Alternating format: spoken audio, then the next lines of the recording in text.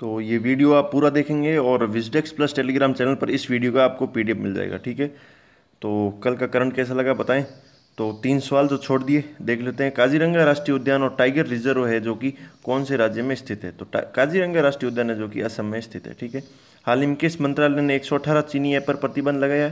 तो ये गृह मंत्रालय या फिर इलेक्ट्रॉनिक सूचना प्रसारण मंत्रालय। तो इसका राइट आंसर है 3, जो इलेक्ट्रॉनिक सूचना प्रसारण मंत्रालय ने 118 चीनी ऐप पर प्रतिबंध लगा दिया है जो अब भारत में उपलब्ध नहीं हो सकेंगे, ठीक है।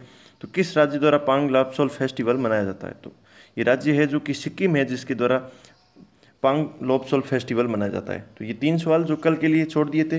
तो अब आज का विस्तार शुरू होता है, ठीक है। हाल ही में किस देश ने हिंदू विधवा महिलाओं को पति की संपत्ति में अधिकार दे दिया। तो ऐसी हिंदू विधवा महिलाएं उनको पति की संपत्ति में अधिकार दे दिया, ऐसा देश है जो कि बांग्लादेश ने ये निर्णय सुनाया है, ठीक है। तो अब इसमें क्या होगा कि बांग्लादेश की एक शीर्ष अदालत, ठीक है, तो वहाँ का सुप्रीम कोर्ट ने बांग्लादेश में हिंदू विधवाओं को अपने मृत पति की कृषि, ठीक है, जो एग्रीकल्चर भूमि और गैर कृषि दोनों भूमि पर अधिकार होगा, ठीक है। अब उसे वो उन संपत्ति को बेच भी सकते हैं या फिर अपने जीवन काल में जिस प्रकार यूज करें वो उनका अधिकार है, ठीक है।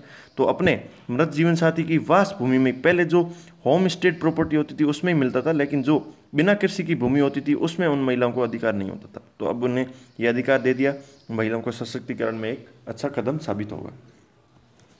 हाल ही में फ्यूचर बिजनेस ग्रुप नामक से एक पहल किसने शुरू की। तो फ्यूचर बिजनेस ग्रुप नाम से एक पहल शुरू की है। तो इन चारों में से बताइए।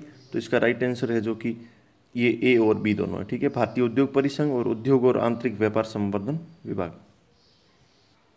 तो फ्यूचर बिजनेस ग्रुप काम क्या करेगा, ये चाहेगा कि जो नए टाइम में नए जनरेशन के लोग आएंगे और नए व्यवसाय किस प्रकार सेटअप करेंगे, उनके लिए यदि किसी प्रकार का इनपुट्स देना हो, ठीक है, यदि किसी प्रकार की जानकारी या फिर किस प्रकार की रणनीति होगी या फिर आने वाले समय में क्या प्रॉब्लम्स होगी, उन पर ये काम करने लगेंगे। कौन कौन काम करेंगे, CII भारतीय उद्योग परिसंघ और DPIIT, ठीक है। इसका पहले नाम DIPP था, अब इसका नाम DPIIT कर दिया गया, ठीक है। तो ये जो CII है ये एक गैर सरकारी है, नॉन गवर्नमेंटल है और नॉन प्रॉफिट ऑर्गेनाइजेशन है, ठीक है। तो ये दोनों मिलकर इस पर काम करेंगे, भविष्य के व्यवसाय के लिए राष्ट्रीय रणनीति का काम करेंगे। तो ये आपको इतनी चीज़ इसमें ध्यान रखनी है।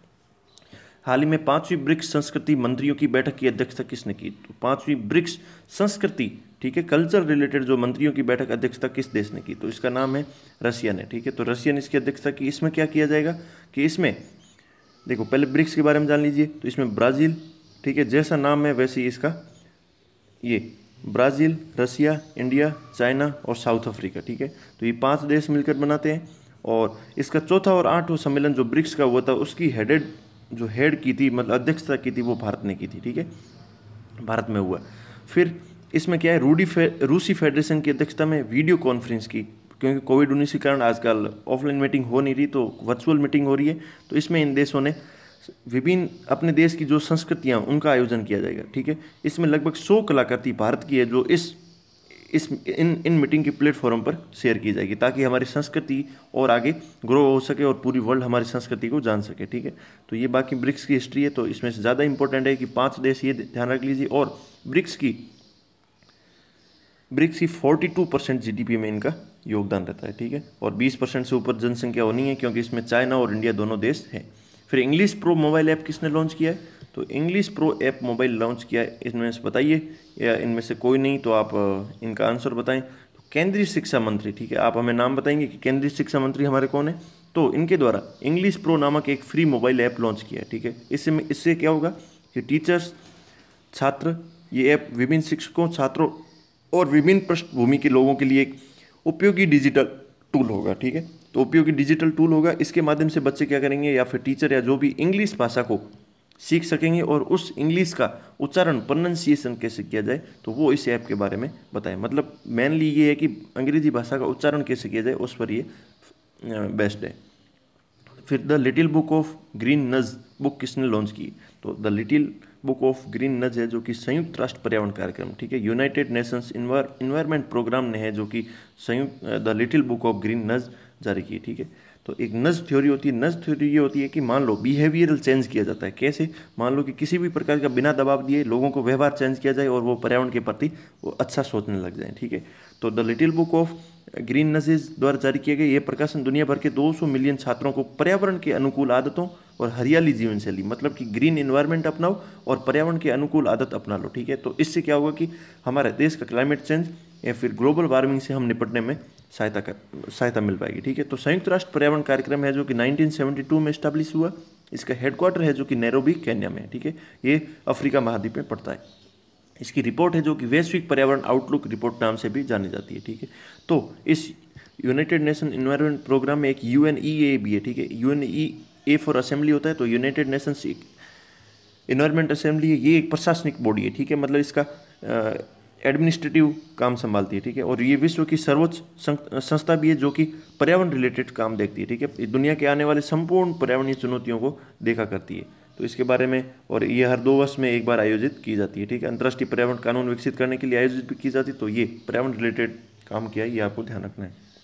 फिर हरियाली ऐप बनाए रखने और पर्यावरण संरक्षण के लिए आई रखवाली ऐप किस राज्य द्वारा किया गया? तो आई रखवाली ऐप किस राज्य सरकार ने? तो पंजाब सरकार ने आई रखवाली ऐप लॉन्च किया। इसके माध्यम से क्या होगा कि ये ऐप राज्य को विकसित पंजाब में पर्यावरण को बनाए रखना, ठीक है, मतलब कि अपने इन्वायरमेंट को बनाए रखना, एक इनकी इस ऐप के माध्यम से कैसे रखा जाए वो इस ऐप के माध्यम से आगे पूरा प्रोसेस किया जाएगा। तो इस प्रक्रिया हम लोगों के हितधारकों को जोड़े रखने के भी प्रयास किया, ठीक है। लोगों को भी हित सत्ता रहे और पर्यावरण को भी नुकसान ना पहुंचे, इन दोनों चीज़ों को देखा गया।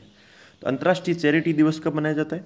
तो अंतर्राष्ट्रीय चैरिटी दिवस है जो कि 5 सितंबर को मनाया जाता है। तो अंतर्राष्ट्रीय चैरिटी दिवस क्यों मनाया जाता है? क्योंकि मदर टेरेसा जो 5 सितंबर को कलकत्ता में हुए मदर टेरेसा के निधन की वर्षगांठ को मनाने में, ठीक है। तो मदर टेरेसा कौन थी? इन्हें शांति नोबेल का पुरस्कार मिला था और ये असहाय लोगों की हेल्प किया करती थी। तो ये चैरिटी दिवस इसलिए मनाया जाता है ताकि लोगों को ये बताएं कि मदर टेरेसा ने अपनी ज़िंदगी पूरी किस तरह लोगों की हेल्प करने में लगा दी। तो आप भी इस तरह जहाँ जितना संभव हो सके लोगों की हेल्प करें, ठीक है। तो मदर टेरेसा को शांति का नोबेल पुरस्कार भी मिल चुका है और अंतर्राष्ट्रीय दिवस के रूप में भी, अंतर्राष्ट्रीय चैरिटी दिवस के रूप में मदर टेरेसा के डे को मनाने की इन्होंने बात रखी है। फिर हाल ही में किस राज्य ने बच्चों के लिए the young minds newspaper launch किया है? तो द यंग माइंड्स न्यूज़पेपर है जो कि असम सरकार ने लॉन्च किया, ठीक है।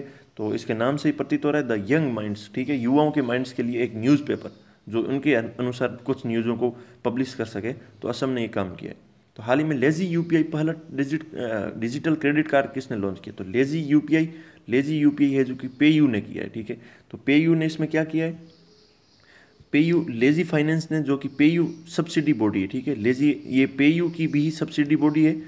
तो इसने एक डिजिटल क्रेडिट कार्ड लॉन्च कर दिया है। क्रेडिट कार्ड क्या होता है कि बाय नाउ, अभी खरीदो, पे लेटर कंसेप्ट, मतलब अभी खरीद लो, अभी रुपए पास में नहीं है तो आप इसका पे बाद में 45 दिनों के भीतर या फिर जो भी शर्तें रहती है उनके अनुसार कुछ ब्याज दर या फिर 0 ब्याज दर पर आप वापस पे कर सकते हो, ठीक है। तो भारत का दुनिया के सबसे बड़े नेटवर्क में कौन सा स्थान है? तो भारत का दुनिया के सबसे बड़ा नेटवर्क में दूसरा स्थान है, ठीक है। तो इसमें भारत की काफ़ी अच्छी स्पीड आ रही है। सड़क निर्माण की औसत दर 30 किलोमीटर प्रतिदिन है। तो ये दुनिया का दूसरा सबसे बड़ा नेटवर्क जाल बनाने की हिम्मत रखता है और ये नितिन गडकरी ने कहा है, ठीक है, भारत के संदर्भ में। फिर रिस्पॉन्सिबल एडोलेसेंस 2020 कार्यक्रम किस राज्य ने शुरू किया है? तो बताएं कि रिस्पॉन्सिबल एडोलेसेंस 2020 कार्यक्रम किस राज्य ने शुरू किया है? तो इस कार्यक्रम में क्या होगा? ये कार्यक्रम केरल सरकार ने शुरू किया है और इसमें किशोरों में आत्म जागरूकता और सामाजिक हिस्सेदारी को विकसित करने में, ठीक है, क्या क्या, जैसे कि इसमें इंटरनेट की सुरक्षा, वित्तीय साक्षरता, भारतीय संविधान, मानव अधिकार, यदि इस बारे में लोगों को आत्म जागरूक किया, अंदर से उनकी आत्मा को जागरूक किया, और तो सामाजिक जिम्मेदारी वो अच्छी तरीके से निभा सकें कि हमें समाज में किस तरह से इंटरनेट सुरक्षा को देखना है, किस तरह वित्तीय साक्षरता देखना है, किस प्रकार भारतीय संविधान को देखना है, किस प्रकार मानव अधिकारों को देखना है। तो ये सारी चीज़ें इस प्रोग्राम के माध्यम से जो केरल गवर्नमेंट ने शुरू किया है ये हो सकता है, ठीक है। ये कार्यक्रम निःशुल्क है और अंग्रेजी और मलयालम भाषा में उपलब्ध होगा, ठीक है। तो केरल राज्य की स्थापना कब हुई? तो केरल राज्य की है जो 1 नवंबर 1956 को हुई, ठीक है। केरल को स्पाइस गार्डन के नाम से भी जाना जाता है, ओके। केरल की राजधानी क्या है? तिरुवनंतपुरम। और राज्य कर्नाटक और तमिलनाडु के साथ अपनी सीमा भी साझा करता है।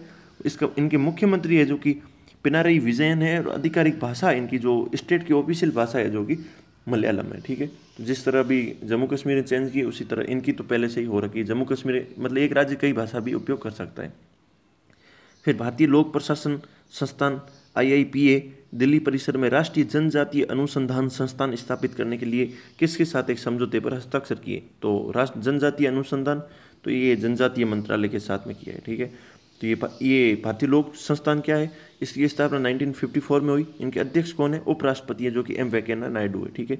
ये कौन से किसके अंतर्गत आता है? कार्मिक लोक शिकायत और पेंशन मंत्रालय के तहत एक स्वायत्त अनुसंधान और प्रशिक्षण संस्थान है, ठीक है। और ये नई दिल्ली में स्थित है। तो इसमें क्या होगा कि जनजातीय मामलों के मंत्रालय और IIPA के बीच हुए जनजाति के रिलेटेड जो अनुसंधान संस्थान स्थापित करेंगे, ताकि इनकी ज़िंदगी को कैसे बेहतर बना जाए या फिर इन्हें किस प्रकार के रोजगार और इकोनॉमी के सर्कुलेशन में लाया जाए।